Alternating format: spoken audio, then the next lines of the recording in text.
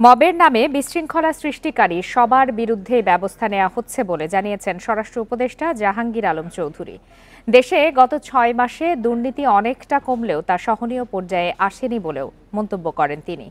সকালে রাজধানীর আগারগাঁওয়ে বাংলাদেশ কোস্ট গার্ডের ৩০তম প্রতিষ্ঠাবার্ষিকীতে এসব কথা বলেন স্বরাষ্ট্র উপদেষ্টা। কোস্ট গার্ডের ৩০তম প্রতিষ্ঠাবার্ষিকীতে রাজধানীর আগারগাঁওয়ে প্যারেডে প্রধান অতিথি হিসেবে যোগ দেন স্বরাষ্ট্র উপদেষ্টা। বীরত্বপূর্ণ ও সেবামূলক কাজের স্বীকৃতি হিসেবে ৪ শ্রেণীতে কোস্ট গার্ডের ৪০ সদস্যকে দেয়া হয় পদক। মব জাস্টিসের বিষয়ে সাংবাদিকদের প্রশ্নের জবাবে স্বরাষ্ট্র উপদেষ্টা বলেন, মবের নামে বিশৃঙ্খলায় জড়িত সব গোষ্ঠীর বিরুদ্ধে কঠোর হচ্ছে আইন শৃঙ্খলা বাহিনী। আমরা সব জনতারাই কিন্তু নিয়ন্ত্রণ করতে পারতেছি, শুধু এক জনতারে তো বলতো না, বিভিন্ন জনতা বিভিন্ন ধরনের সমস্যা ক্রিয়েট করতেছে। এখন সব জনতা নেই কিন্তু নিয়ন্ত্রণের দায়িত্ব আমাদের। এখন কোন জনতা কিসের জন্য মব বা ক্রিয়েট করে ওইগুলো কিন্তু আপনারা একটু দেখতে হবে। এই জন্য সবাইরই কিন্তু একটু সজাগ হইতে হবে। দেশের প্রতিটি সেক্টরে দুর্নীতি আছে উল্লেখ করে উপদেষ্টা বলেন, দুর্নীতি কমাতে পারলে দেশকে দ্রুত এগিয়ে নেওয়া সম্ভব। দুর্নীতিটা আমাদের কিভাবে কমানো যায়? যদি দুর্নীতিটা কমানো যায় তবে আপনারা দেখবেন সব সেক্টরে আমাদের উন্নতি হবে, সব সেক্টরে উন্নতি। আমি তো বলি যে আমাদের বড় সমস্যা দুর্নীতি। যদি আমরা দুর্নীতি করি আপনারা প্রকাশ করে দেন। এই ৬ মাসে আগের থেকে অনেক কমছে, বাট তারপরও এটা সহনীয় পর্যায়ে আসে নাই। এই দুর্নীতি আরও কমতে হবে। পুলিশের কোনো সদস্য অন্যায় করলে তার বিরুদ্ধে ব্যবস্থা নেওয়ার আশ্বাস দেন স্বরাষ্ট্র উপদেষ্টা। বলেন, অনিয়মের কারণে সম্প্রতি পুলিশের অনেক সদস্যের বিরুদ্ধে ব্যবস্থা নেওয়া হয়েছে, যা গত ৫৩ বছরে হয়নি। আমাদের দেশকে ভালোবাসতে হবে। Khaled Raihan, Independent News, Dhaka. তিস্তা রক্ষায় ৫ জেলার ১১টি স্থানে ৪৮ ঘণ্টার অবস্থান কর্মসূচি পালন করছে বিএনপি। এরই মধ্যে রংপুরের কাউনিয়ায় তিস্তা রেল সেতু এলাকায় কর্মসূচিতে যোগ দিয়েছেন বিএনপি মহাসচিব মির্জা ফখরুল ইসলাম আলমগীর। সকাল থেকে নির্ধারিত বিভিন্ন পয়েন্টে আসতে শুরু করেন দলটির নেতাকর্মী সহ স্থানীয়রা। তিস্তার পানির ন্যায্য হিস্সা আদায় ও মেগা প্রকল্প বাস্তবায়নের দাবিতে এই জাগো বাহে তিস্তা বাঁচাই কর্মসূচি। এতে ৩ লাখ মানুষের উপস্থিতি আশা করছেন আয়োজকরা। নীলফামারী ও লালমনিরহাটেও সকাল থেকে বিএনপির নেতাকর্মীরা মিছিল নিয়ে সমাবেশস্থলে জড়ো হতে থাকেন। এছাড়া বিভিন্ন সামাজিক ও সাংস্কৃতিক সংগঠন, শিক্ষার্থী, শিক্ষকরাও আসছেন কর্মসূচিতে যোগ দিতে। স্থানীয়দের আশা, তিস্তা রক্ষায় মহাপরিকল্পনা বাস্তবায়নে এই গণজমায়েত গুরুত্বপূর্ণ ভূমিকা রাখবে। কুড়িগ্রাম ও গাইবান্ধায়ও অবস্থান কর্মসূচিতে যোগ দিয়েছেন স্থানীয়রা। আগামীকাল ভার্চুয়ালি যুক্ত হয়ে সমাপনী বক্তব্য রাখবেন দলের ভারপ্রাপ্ত চেয়ারম্যান তারেক রহমান।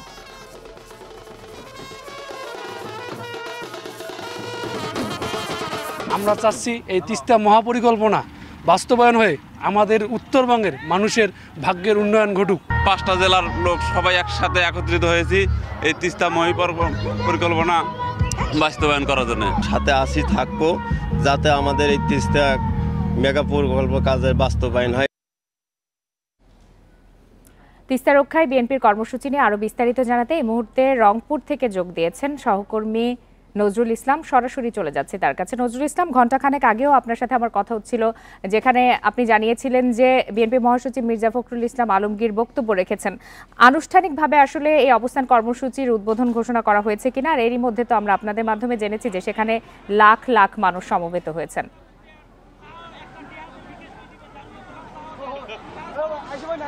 এখন পর্যন্ত কিন্তু আনুষ্ঠানিকভাবে ঘোষণা করা হয়নি, তবে কিছুক্ষণের মধ্যে ঘোষণা করা হবে, এটি আসলে বলা হচ্ছে স্থানীয় যেসব বিএনপি নেতৃবৃন্দ আছেন তাদের মুখে আমরা যেটা জেনেছি।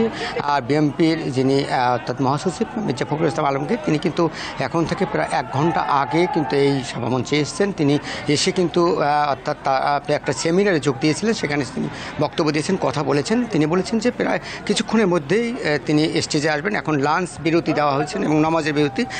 এর কারণে কিন্তু এখন পর্যন্ত কিন্তু মানুষজন যারা আছে তারা বিভিন্ন জায়গায় তারা ছড়িয়ে ছিটিয়ে আছে। তবে আমরা যেটা জেনেছি যে কিছুক্ষণের মধ্যে বিএনপির যিনি মহাসচিব মির্জা ফখরুল ইসলাম আলমগীর এবং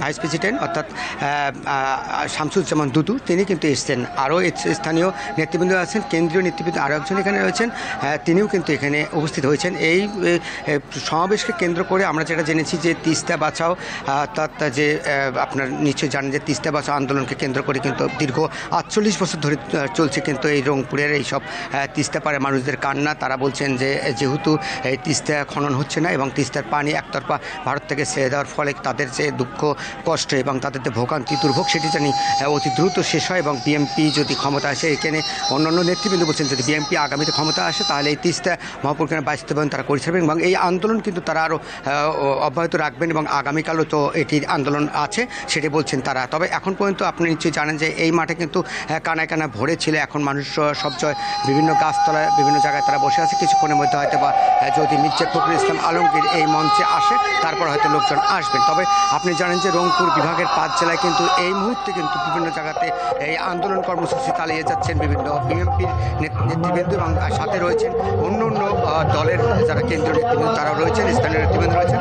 আমরা দেখেছি যে ট্রেনে করেও মানুষ কিন্তু চলে আসছেন এই অর্থাৎ সমাবেশে। তবে এখন পর্যন্ত যেটা দেখছি যে আপনি নিশ্চয়ই জানেন যে সব মিলে যদি বলা যায় যে 3 লাখের উপরে মানুষ কিন্তু 11টি পয়েন্টে অংশগ্রহণ করবেন। তাদের দাবি পূরণ করা পর্যন্ত তারা এই অর্থাৎ সমাবেশগুলোতে থাকবেন এবং এই সমাবেশ আগামীকাল পর্যন্ত থাকবে। আগামীকাল বিএনপির যিনি ভারপ্রাপ্ত চেয়ারম্যান তারেক রহমানের সমাপনী ভাষণ তিনি শুনবেন এবং রাজ্যেও তারা থাকবেন। জি নজরুল ইসলাম, আপনি তথ্য সংগ্রহ করতে থাকুন। একই বিষয়ে জানতে এবারে চলে যাচ্ছে নীলফামারীতে, সেখান থেকে যোগ দিয়েছেন সহকর্মী আরফিনুল ইসলাম। আরফিনুল ইসলাম, আপনি নিশ্চয়ই রংপুরের খবরাখবর জানছিলেন। নীলফামারীতে এই মুহূর্তে কি ধরনের কর্মসূচি চলছে? এবং আমরা তো জানি যে 5 জেলার 11টি স্থানে কর্মসূচি পালিত হচ্ছে। 11টি স্থান আসলে কোন কোন স্থানকে বেছে নেওয়া হয়েছে? এবং আপনি কিছুক্ষণ আগে জানিয়েছিলেন যে দলমত নির্বিশেষে সর্বস্তরের মানুষ আসলে এই কর্মসূচিতে অংশ নিচ্ছেন, তাদের বক্তব্য কি? আমি ঠিক এই মুহূর্তে অবস্থান করছি নীলফামারী ডালিয়া পয়েন্টে এবং আমি যে পয়েন্টে অবস্থান দিচ্ছি নদীর অপর প্রান্তে লালমনিরহাটেও এই একই একটা পয়েন্ট রয়েছে। তো আমার এখানে আমি দেখতে পাচ্ছি যে দল মত নির্বিশেষে বিভিন্ন শ্রেণী পেশার মানুষ আজকের এই সমাবেশে অংশগ্রহণ করছেন। 2 দিন ব্যাপী যে বিএনপির অবস্থান কর্মসূচি সেটা আর অল্প কিছুক্ষণের মধ্যেই বিএনপির মহাসচিব মির্জা ফখরুল ইসলাম আলমগীর আনুষ্ঠানিকভাবে এর উদ্বোধন ঘোষণা করবেন। এই কারণে ঠিক এই মুহূর্তে নেতাকর্মী সহ এই এলাকার তিস্তাপাড়ের মানুষের একটা ব্যাপক উৎসাহ উদ্দীপনা কাজ করছে যে তিস্তা নিয়ে এতদিনের মহাপরিকল্পনা বাস্তবায়ন না হওয়ার কারণে মানুষের মধ্যে যে একটা ক্ষোভ, এই ক্ষোভের আজকে বহিঃপ্রকাশ ঘটানোর জন্য মানুষ এখানে এসেছে। মানুষজন বলছে যে দীর্ঘদিন ধরে তারা শুধু উন্নয়নের বুলি আর আশ্বাসের কথা শুনছে, কিন্তু এবার তারা বাস্তবায়ন দেখতে চায়। আর এই বাস্তবায়নের লক্ষ্যে বিএনপির নেতৃত্বে আজকে এখানে যে 2 দিন ব্যাপী অবস্থান কর্মসূচি গ্রহণ করা হয়েছে সেখানে সব শ্রেণী পেশার মানুষ এখানে এসেছে। বিভিন্ন স্কুল কলেজের শিক্ষার্থীরা, শিক্ষকরা এবং আসছে অভিভাবকরা, পাশাপাশি এসেছে বিভিন্ন রাজনৈতিক সামাজিক সংগঠনের নেতৃবৃন্দরা। এখানে আমরা দেখতে পাচ্ছি যে অবস্থান কর্মসূচির মধ্যে কার্যক্রম হাতে নেওয়া হয়েছে। এখানে বিভিন্ন সাংস্কৃতিক কর্মীরা গান এবং অভিনয়ের মাধ্যমে তিস্তাপাড়ের মানুষের দুঃখ দশা, জীবন দশা তুলে ধরবেন বলে আমাদেরকে জানিয়েছেন। পাশাপাশি বিএনপি নেতারা বলছেন যে তাদের এই যে তিস্তা মহাপরিকল্পনা বাস্তবায়নের জন্য তাদের কর্মসূচিতে যেভাবে সর্বশ্রেণীর মানুষ এসে অংশগ্রহণ করছে, যেভাবে সব শ্রেণীর মানুষ সমর্থন জানাচ্ছে, তো তারা আশাবাদ ব্যক্ত করছেন যে এবার তিস্তা মহাপরিকল্পনা অবশ্যই বাস্তবায়ন করতে হবে সরকারকে। এজন্য তারা দৃষ্টি আকর্ষণ করছেন বাংলাদেশের যে অন্তর্বর্তীকালীন সরকার রয়েছে, সরকারের মাধ্যমে আন্তর্জাতিক যে আইন রয়েছে এই আইনের সহায়তা নিয়ে যাতে অতি দ্রুত তিস্তা মহাপরিকল্পনা বাস্তবায়নের উদ্যোগ গ্রহণ করা হয়। ঠিক এই মুহূর্তে দলীয় নেতাকর্মী সহ সব স্তরের মানুষ অধীর আগ্রহে অপেক্ষা করছেন কখন বিএনপির মহাসচিব আসবেন এবং উদ্বোধন ঘোষণা করবেন। তিনি তিস্তা রেল সেতু এলাকার যে পয়েন্টটি রয়েছে সেখানে আনুষ্ঠানিকভাবে 2 দিন ব্যাপী এই অবস্থান কর্মসূচির উদ্বোধন ঘোষণা করার কথা রয়েছে। তো এখানে আমরা যখন স্থানীয় কৃষকদের সাথে কথা বলছিলাম যে এই আন্দোলনের ঘিরে আপনাদের প্রত্যাশা কি, তারা আমাদেরকে জানিয়েছে যে যেখানে বর্ষা মৌসুমে তাদেরকে নদী ভাঙনের শিকার হতে হয়, তাদের ফসল পানিতে তলিয়ে যায়, এমনকি বাড়ি ঘরও বিলীন হয়ে যায়। আজ তারা যে স্বপ্ন দেখছে এই 2 দিন ব্যাপী অবস্থান কর্মসূচিকে ঘিরে, তারা স্বপ্ন দেখছে যে হয়তো ভবিষ্যতে তাদের এই সমস্যা আর থাকবে না যদি নদী খনন করা হয় এবং নদীর দুধারে শক্ত বাঁধ নির্মাণ করা হয়। মহাপরিকল্পনার যে সমস্ত কর্মসূচি রয়েছে সেগুলো যদি বাস্তবায়ন করা হয় তাহলে তিস্তাপাড়ের মানুষ নতুনভাবে ভালোভাবে বেঁচে থাকার স্বপ্ন দেখছে। তো সব মিলিয়েই তিস্তাপাড়ের ডালিয়া পয়েন্ট থেকে আমার কাছে এই ছিল এখানকার সর্বশেষ অবস্থা। তিস্তাপাড়ে বিএনপির কর্মসূচি নিয়ে বিস্তারিত জানাচ্ছিলেন সহকর্মীরা। তিস্তা প্রকল্প নিয়ে চীনের ওপরই আস্থা রাখছে বাংলাদেশ। পানি সম্পদ উপদেষ্টা রিজওয়ানা হাসান জানান 2026 সাল পর্যন্ত বাড়ছে সমঝোতার মেয়াদ। এবছরই প্রকল্পের পরিকল্পনা চূড়ান্ত করার তাগিদ দিয়েছে ঢাকা। তবে বিশেষজ্ঞরা বলছেন, তিস্তা পারে যে প্রকল্পই হোক, পানির ন্যায্য হিস্সা আদায়ে চাপে রাখতে হবে ভারতকে। 2020 সালে 8,500 কোটি টাকার তিস্তা প্রকল্পে আগ্রহ দেখায় চীন, কিন্তু 2024 সালে জাতীয় নির্বাচনের পর ভারত থেকে ফিরে চীনকে পিঠ দেখিয়ে দেয় শেখ হাসিনা সরকার। ফলে দূরত্ব বাড়ে ঢাকা বেইজিং এর মধ্যে। অন্তর্বর্তী সরকার দায়িত্ব নেয়ার পর চীনের সঙ্গে ফের আলোচনা শুরু হয়েছে। পানি সম্পদ উপদেষ্টা জানান, তিস্তা প্রকল্পটি দুই দেশের পানি সম্পদ ব্যবস্থাপনা সংক্রান্ত সমঝোতার আওতায় রয়েছে। এটির মেয়াদ 2026 সাল পর্যন্ত বাড়ানোর সিদ্ধান্ত নেওয়া হয়েছে। চীনের সাথে বাংলাদেশের একটা সমঝোতা সড়ক আছে, সেই সমঝোতা সড়কের সময় বাড়ানো হচ্ছে। তার অর্থ হচ্ছে চীনের সাথে যে সমঝোতাটা আমাদের আছে, আমরা সেটাকে ভিত্তি ধরে এগোচ্ছি। 2 বছরের জন্য এক্সটেনশনে গেলেও পরিকল্পনাটা যেন এই বছরেই চূড়ান্ত হয়ে যায়। তিনি আরও জানান, স্থানীয়দের মত নিয়ে চীনকে তিস্তা প্রকল্প প্রস্তুত করতে বলা হয়েছে। দূর করতে হবে আগের মহাপরিকল্পনার ঘাটতি। আগে যে মাস্টার প্ল্যানটা হয়েছে, ওইটা আসলে চীন সরকার কর্তৃকই টেকসই বা ফিজিবল মনে করা হয়নি। এখন একটা পরিকল্পনা হবে, এটার কারণে কিন্তু তিস্তা নদীতে অন্যান্য ইন্টারভেনশনগুলো সেরকমভাবে হচ্ছে না। ফলে ওইখানে যা কাজ করার কথা তা সরকারও করছে না, আর পরিকল্পনার জন্য অনেক কিছু ঝুলে আছে। এখন আমরা পাওয়ার চাই না, তাকে বলেছি যে আমরা 2টা সংযোজন চাই। ওই পরিকল্পনা যেখানে যেখানে ভুল ছিল সেটাও অ্যাড্রেস করতে হবে, একই সাথে জনমানুষের প্রত্যাশাকে প্রতিফলন করে প্রয়োজনে সেটাকে আবার পরিবর্তন করে দিতে হবে। কিন্তু তিস্তা মহাপরিকল্পনা কেন প্রয়োজন তা স্পষ্ট করতে বলেছেন বিশেষজ্ঞরা। বলছেন, চাপে রাখতে হবে ভারতকেও। পানি বন্টনের চুক্তিটা হচ্ছে রাজনৈতিক ব্যাপার, এটা কারিগরি ব্যাপার না। কি প্রকল্প বাস্তবায়ন হচ্ছে এইটা প্রকাশ না করা পর্যন্ত কি করা হচ্ছে স্বচ্ছতার অভাবে আমি মনে করি আমরা কনফিউজড।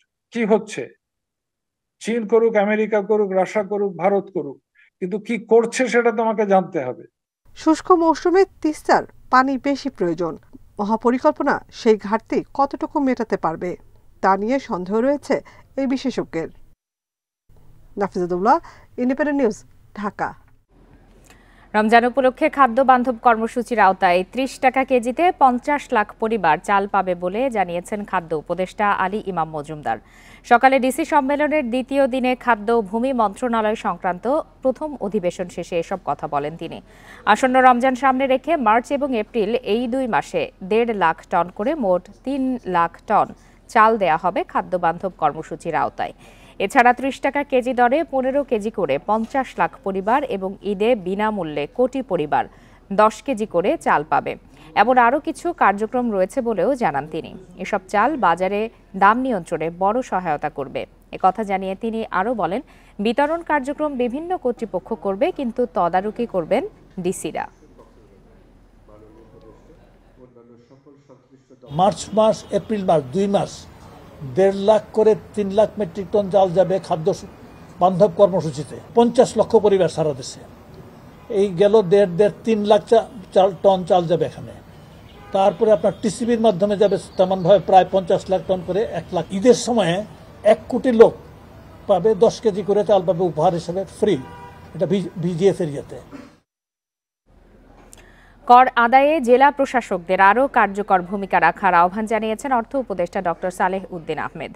একই সাথে সেবার মানসিকতা নিয়ে মাঠ পর্যায়ের সব কার্যক্রম বাস্তবায়নের তাগিদ দেন তিনি। সকালে জেলা প্রশাসকদের সম্মেলনের দ্বিতীয় দিনে এসব কথা বলেন তিনি। শুধু আপনি ট্যাক্স কি ঢাকা চিটাগাং বড় শহরে করবেন, অনেক বিষয় আছে, সেখানে ডিসিদের অনেক এখতিয়ার আছে। সেই মোট কথা ট্যাক্স স্টেবিলিটি, আমার রাজস্ব যদি আমি না বাড়াই, জোর করে রেট বাড়িয়ে না, মানে আপনার নেটটা বাড়ালে, আমি দেখলাম তো আপনার ট্যাক্স, আমাদের ইন্ডাস্ট্রিয়াল ইউনিট আছে কয়েক লক্ষ, কালকে দেখলাম যে 50 লক্ষ 60 লক্ষ, ট্যাক্স দেয় মাত্র 5 লক্ষ লোক ভ্যাট রেজিস্ট্রেশন। এটা কোনো সম্ভব? জুলাই আন্দোলনে মানবতা বিরোধী অপরাধের মামলায় গ্রেপ্তার করে উত্তরা গাজীপুর এলাকার 5 আওয়ামী লীগ নেতাকে কারাগারে পাঠানোর নির্দেশ দেওয়া হয়েছে। তাদের মানবতা বিরোধী অপরাধের মামলায় গ্রেপ্তার দেখাতে গত 11 ফেব্রুয়ারি আবেদন করে প্রসিকিউশন। শুনানি শেষে চেয়ারম্যান বিচারপতি গোলাম মর্তুজা মজুমদারের নেতৃত্বাধীন 3 সদস্যের ট্রাইব্যুনাল আজ তাদের হাজিরের নির্দেশ দেন। জুলাই আগস্টে উত্তরায় বৈষম্য বিরোধী ছাত্র জনতার আন্দোলন দমনে এই আসামিদের বিরুদ্ধে গুলি করা সহ সরাসরি জড়িত থাকার অভিযোগ রয়েছে। প্রসিকিউশনের দাবি, জুলাই আন্দোলনে উত্তরায় 2 শতাধিক মানুষকে হত্যা করা হয়েছে। সেই ঘটনায় সাবেক মেয়র আতিকেরও ইন্ধনের অভিযোগ রয়েছে বলে ট্রাইব্যুনালে প্রসিকিউশন অভিযোগ করেছে।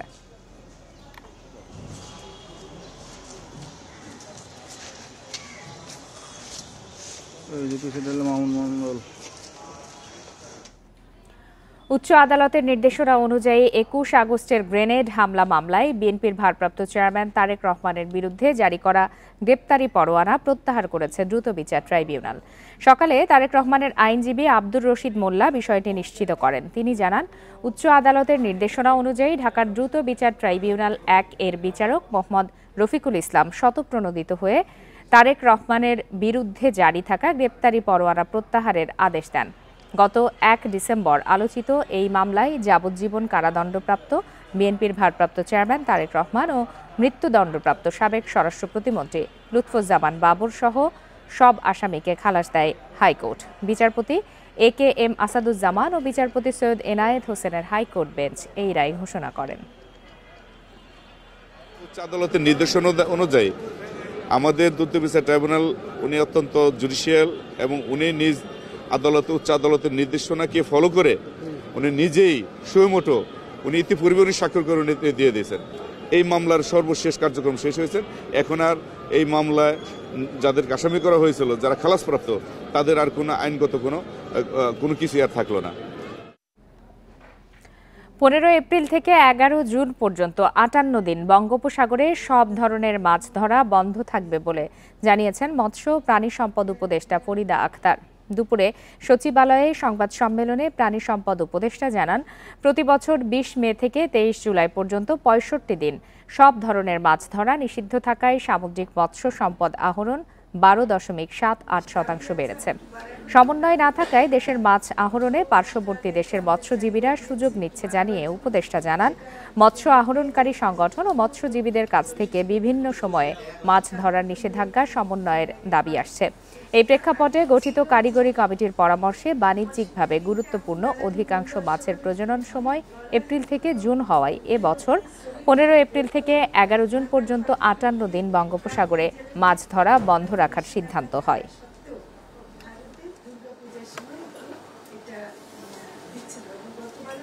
65 দিনের পরিবর্তে এবার ইলিশের ব্যান পিরিয়ড হচ্ছে 58 দিন এবং সময়কাল হচ্ছে 15 এপ্রিল থেকে 11 জুন। মানে আমরা এদিকেও সময়টা আগিয়ে নিয়েছি। ব্যানগুলো মানে সব লেভেলে হবে, যেন আমাদের দেশীয় মাছ রক্ষা করা যায়, ইলিশ মাছ রক্ষা করা যায়, এসব কারণে।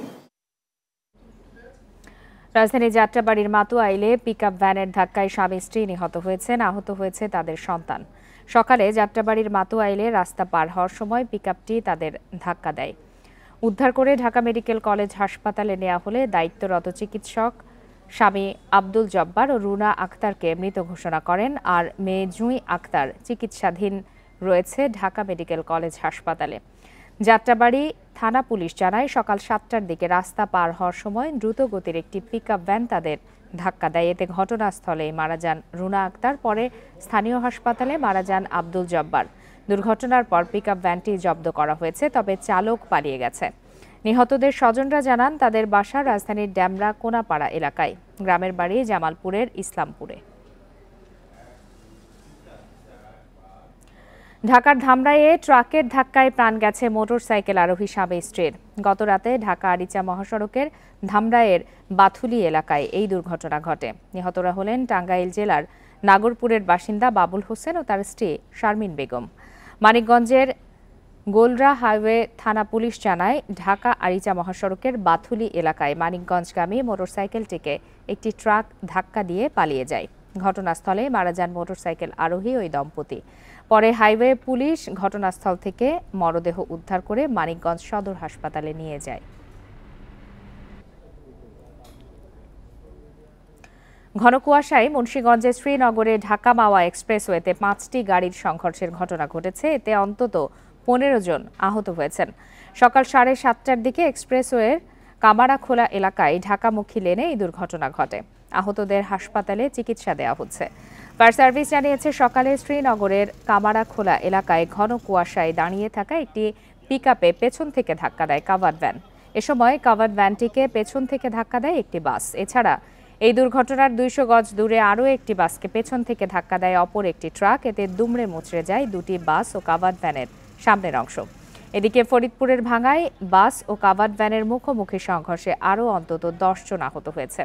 সকালে উপজেলার চুমুরদি এলাকায় এই দুর্ঘটনা হয়।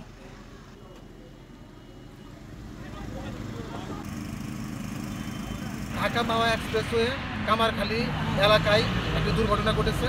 তাৎক্ষণিক শ্রীনগর ফায়ার স্টেশনের দুটি টিম দ্রুত ঘটনাস্থলে এসে উদ্ধার কার্য পরিচালনা করে প্রায় 15 জনকে বিভিন্ন হাসপাতালে পাঠানো হয়েছে। এখন রাস্তা স্বাভাবিক আছে। বোরো আবাদের ভরা মৌসুমে সারের কৃত্রিম সংকটের অভিযোগ তুলেছেন কৃষকরা। চাহিদা বাড়ায় অবৈধভাবে সার মজুত করছে অসাধু চক্র। কৃষকদের অভিযোগ, নির্দিষ্ট স্থানে ডিলাররা সার বিক্রি না করে চড়া দামে অন্যত্র বিক্রি করছেন। সংকটের অজুহাতে বস্তা প্রতি দাম বাড়ানো হয়েছে 400 থেকে 500 টাকা। লক্ষ্মীপুরের 5 উপজেলায় বোরো মৌসুমের আবাদের জন্য সারের চাহিদা 35,860 মেট্রিক টন। কৃষি বিভাগের তথ্য অনুযায়ী জেলায় সারের সরবরাহ পর্যাপ্ত, কোনো ঘাটতির সুযোগ নেই। তবে কৃষকদের অভিযোগ, সংকট দেখিয়ে সারের দাম বস্তায় 400 টাকা পর্যন্ত বেশি নিচ্ছেন ডিলাররা। দোকান থেকে কিন্তু আমরা মার্কেটের থেকে 1550 টাকা, তারপর আমাদের খরচা সহকারে 1600-1700 টাকা পড়ে যায়। সারের যে দাম এবং কি কামলার যে দাম তাতে আমাদের ধানের সাথে কোনো প্রকারে পোষায় না। ব্যবসায়ীদের দাবি, পরিবহন সহ অন্যান্য খরচের কারণে বস্তা প্রতি 50 টাকা লোকসানের মুখে পড়তে হচ্ছে তাদের। আমরা সরকারি রেটের বাইরে যাইতে পারতেছি না, যেহেতু সার্ভিস মনিটরিং কমিটি অনেক জোরদার লক্ষ্মীপুর দেখতেছে, তো এতে যাই আমরা ক্ষতিগ্রস্ত, ডিলাররা খুবই ক্ষতিগ্রস্ত। সরকার ইউরিয়া, টিএসপি ও ডিএসএ প্রতি বস্তা 1350 টাকা, পটাশ প্রতি বস্তা 1000 টাকা, ডিএপি প্রতি বস্তা 1050 টাকা নির্ধারণ করে দিলেও এই দামে সার পাচ্ছেন না নাটোরের কৃষকরা। বস্তায় 400 থেকে 550 টাকা পর্যন্ত বেশি দাম গুনতে হচ্ছে তাদের।